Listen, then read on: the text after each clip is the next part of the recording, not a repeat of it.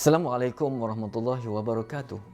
Bismillahirrahmanirrahim. Alhamdulillahirabbil alamin wal 'aqibatu lil muttaqin wala 'udwana illa 'alal zalimin.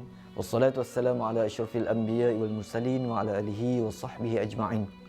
Qala bishrah li sadri wa yassir li amri wahlul 'uqdatam min lisani yafqahu qawli. Subhanaka la 'ilma lana illa ma 'allamtana innaka antal 'alimul hakim.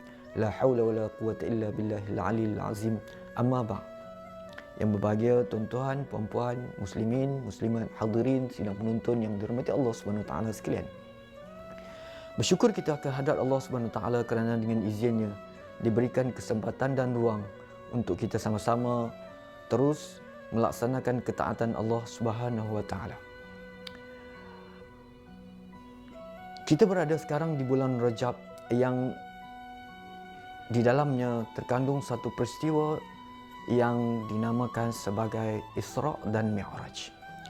Isra' merupakan satu perjalanan Rasulullah SAW bermula dari Masjidil Haram, Makkah ke Masjidil Aqsa di Palestin.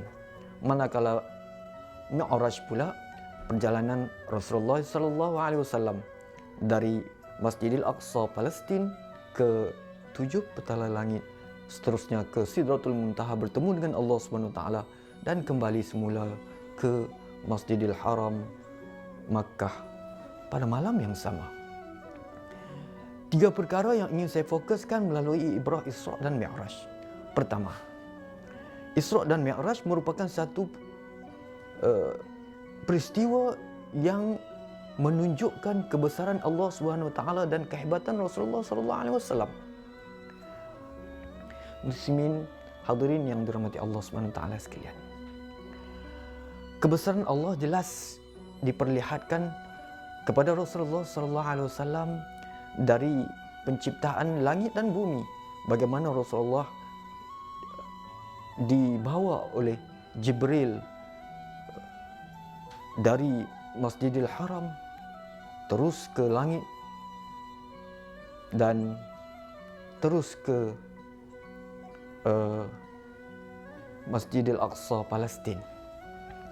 Ini menunjukkan satu perjalanan yang cukup hebat yang hanya boleh dilaksanakan oleh kekuasaan keagungan Allah Subhanahu Wa Taala. Dan perjalanan Rasulullah SAW daripada Masjidil Aqsa ke Sidratul Muntaha merupakan satu perjalanan yang amat simbolik yang dialami oleh Rasulullah SAW, dan kita sebagai umatnya perlulah meyakini bahawasanya perjalanan tersebut merupakan satu kekuatan kepada Rasulullah SAW, diperlihatkan dan dipilih oleh Allah Subhanahu Taala sendiri untuk merasai dengan sendirinya kehebatan Allah Subhanahu Taala dalam penciptaan langit dan bumi dan segala cakrawala yang ada di alam buana ini. Muslimin hadirin yang dirahmati Allah Subhanahu Taala. Ibrah yang kedua adalah kefarduan solat yang diberikan kepada umat Nabi Muhammad sallallahu alaihi wasallam. Rasulullah sallallahu alaihi wasallam kembali ke Makkah dengan membawa satu perkara yang amat penting kepada kita semua dalam kita menjalani kehidupan seharian, iaitu solat, kefarduan solat waktu 5 kali sehari semalam, bermula dengan subuh, zuhur, asar, maghrib dan isyak. Kefarduan solat ini perlu dilaksanakan dengan sebaik mungkin di awal waktu, di masjid dan surau berdekatan, berjemaah, dan boleh ditambah dengan sunat-sunat, solat-solat sunat yang boleh dijadikan amalan kita seharian. Kerana solat merupakan satu perkara yang paling pertama sekali ditanya oleh Allah Subhanahu Wa Taala. Bahkan ada ulama yang menjelaskan, barang siapa cuba memperbaiki kehidupannya, sebenarnya perlu dimulai dengan memperbaiki solatnya. Ini merupakan satu kekuatan kepada umat Islam yang menjadi benteng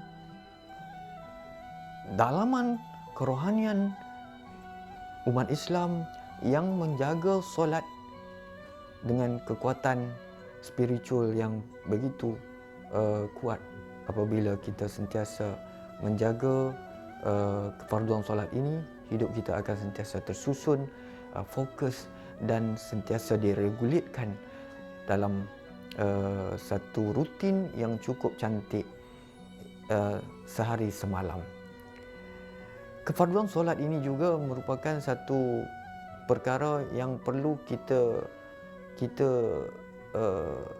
galakkan kepada ahli keluarga kita, sahabat handai kita, office mate kita, bahkan di mana saja kita berada.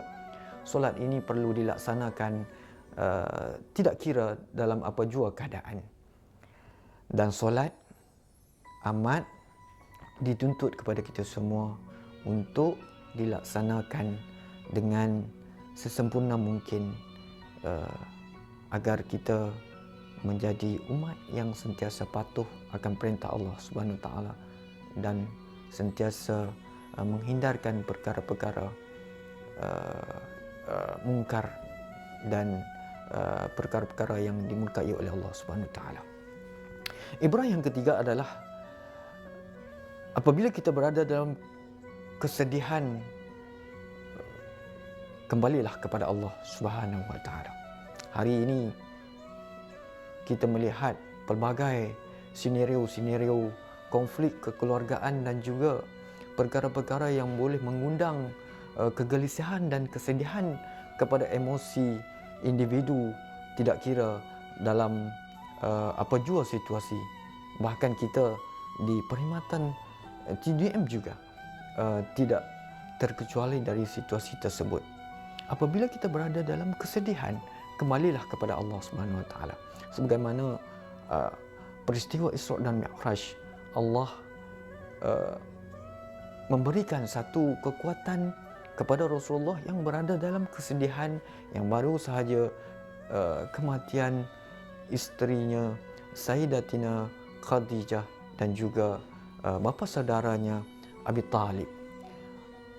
Kesedihan ini dihiburkan melalui perjalanan Isra dan Mi'raj. Begitu jugalah kita, sekiranya kita berada dalam kesedihan dan kegusaran, kembalilah kepada Allah, kembalilah kepada perkara-perkara yang boleh mendekatkan kita dengan ketaatan kepada Allah Subhanahu Wa Taala. Kalamullah merupakan salah satu jalan untuk kita menjadikan hati sentiasa tenang dan tenteram dalam melalui liku-liku kehidupan. Jadi perbanyakkanlah bacaan-bacaan Al-Quran dan zikrullah. Mudah-mudahan kehidupan kita sentiasa diridai oleh Allah Subhanahu Wa Taala. Sebagai kesimpulannya, 3 perkara yang saya jelaskan sebentar tadi,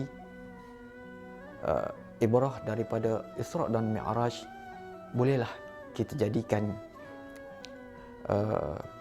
satu kekuatan kepada kita untuk menjadi panduan kehidupan kita dalam melaksanakan tugas dan tanggungjawab kita sehari-hari. Saya mendoakan mudah-mudahan kita semua berada dalam maghfirah dan keridhaan Allah Subhanahu Wa Taala dan sentiasalah melaksanakan ketaatan kepada Allah Subhanahu Wa Taala. Mudah-mudahan kita berada dalam perlindungan dan pemeliharaan Allah Subhanahu Wa Taala. Yang baik daripada Allah Subhanahu Wa Taala, yang buruk dan lemah itu adalah kekurangan, kelemahan saya sebagai manusia biasa. Saya mohon keampunan. Sekian, wabillahi taufiq wal hidayah. Wassalamualaikum warahmatullahi wabarakatuh.